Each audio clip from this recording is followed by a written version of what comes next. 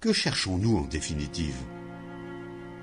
Que nous soyons jeunes ou vieux, inexpérimentés ou avancés en âge, nous voulons tous être heureux, n'est-il pas vrai?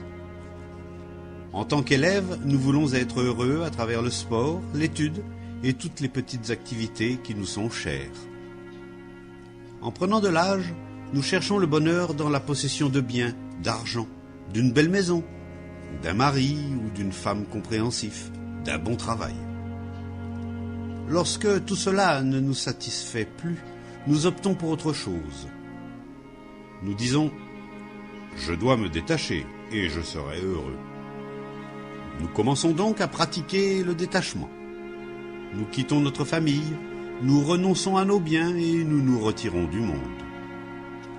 Ou nous rejoignons une organisation religieuse, pensant être heureux en nous rassemblant, en parlant de fraternité, en suivant un gourou, un maître, un idéal, en croyant à ce qui n'est essentiellement qu'une illusion, une chimère, une superstition.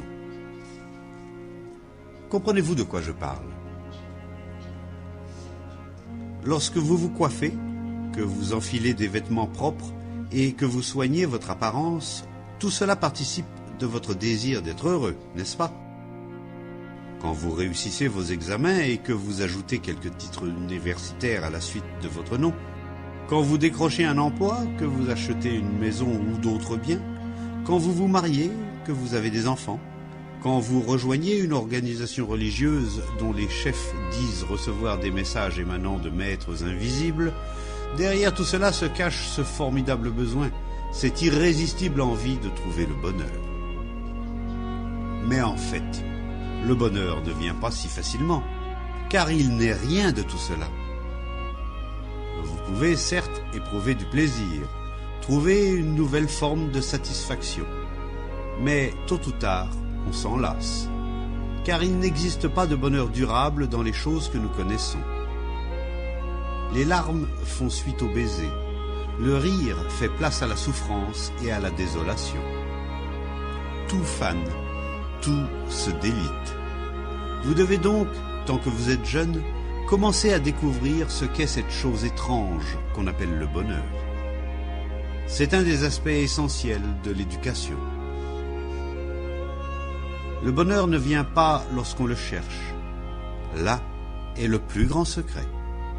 Mais c'est facile à dire. Je peux expliquer les choses en quelques mots très simples, mais vous contenter de m'écouter et de répéter ce que vous avez entendu ne va pas vous rendre heureux. Le bonheur est étrange, il vient sans qu'on le cherche. Lorsque vous ne faites pas d'efforts pour être heureux, alors, mystérieusement, sans qu'on s'y attende, le bonheur est là, né de la pureté, de la beauté qu'il y a dans le simple fait d'être. Mais cela exige énormément de compréhension. C'est autre chose que de faire partie d'une organisation ou de vouloir devenir quelqu'un.